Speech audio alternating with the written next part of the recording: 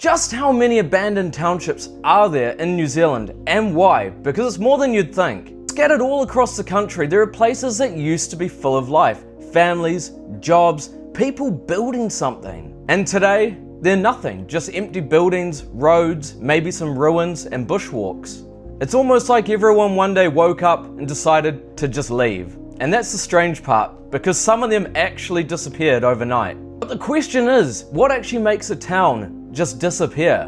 When you look into it, these townships weren't actually built to last forever either. It was mainly because someone had come across something such as gold, coal, or timber. But that one find became someone's everything, and people would flock to these areas, build homes, have families. They at the time probably thought it was permanent, but beneath it all, there was this quiet reality taking hold. If that one thing disappeared, then pretty much everything else would too. And that's almost what happened to some of these towns. There's a place down in Otago called St. Bathans. Right now you can go and visit it. It's quiet, peaceful, got a big blue lake, but that big blue lake never used to be there. It used to be a gold mining township, and I mean, when they mined the gold. They literally tore the land apart. They used a method very similar to how the Romans used to blast mountains away with water. They would use a high pressure system, and that system would pretty much just blast entire hills away. There was no digging. They just absolutely totaled the land. They continued this day after day until the land pretty much gave in and collapsed in on itself.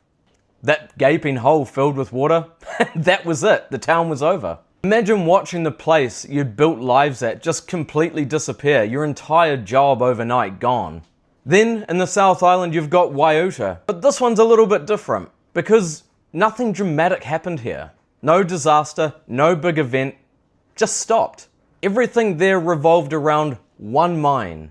Jobs, houses, the entire community was tied to this mine, and then when it shut down, that was pretty much the end of the township. Within weeks, the township was vacant. Homes were left behind, buildings just sitting there as if people were gonna come back. Now it's all just ruins. It does make you think today, how many places are just one shutdown from the same eventuality? But now we move our focus to Denniston, and it's one of those places, if you visit, you look at, and you're like, why the hell would anyone live there? It's up on top of this plateau, cold, windy, isolated. It's a place where you wouldn't think people would want to settle. But once again, that one thing drew them in. And that one thing was coal. The entire township was built around it. Essentially built one of the steepest engineering feats that have been seen at that time to the top of the plateau to get the coal from the top out.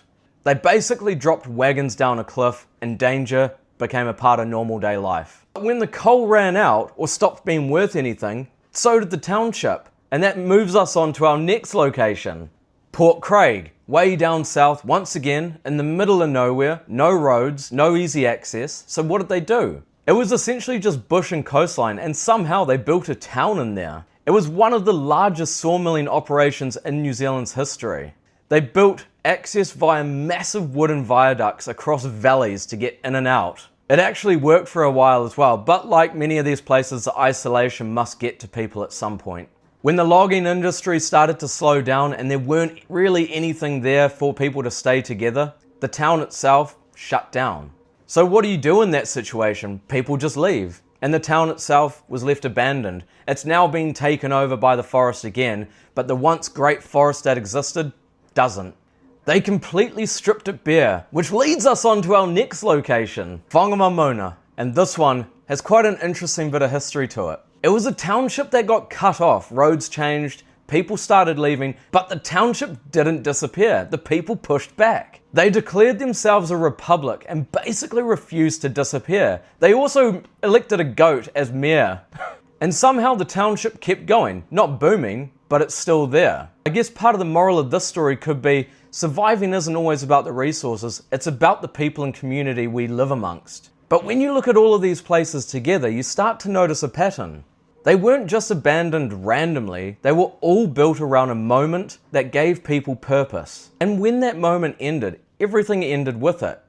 But the strange part is, people built their lives there thinking it would last, only to one day completely walk away.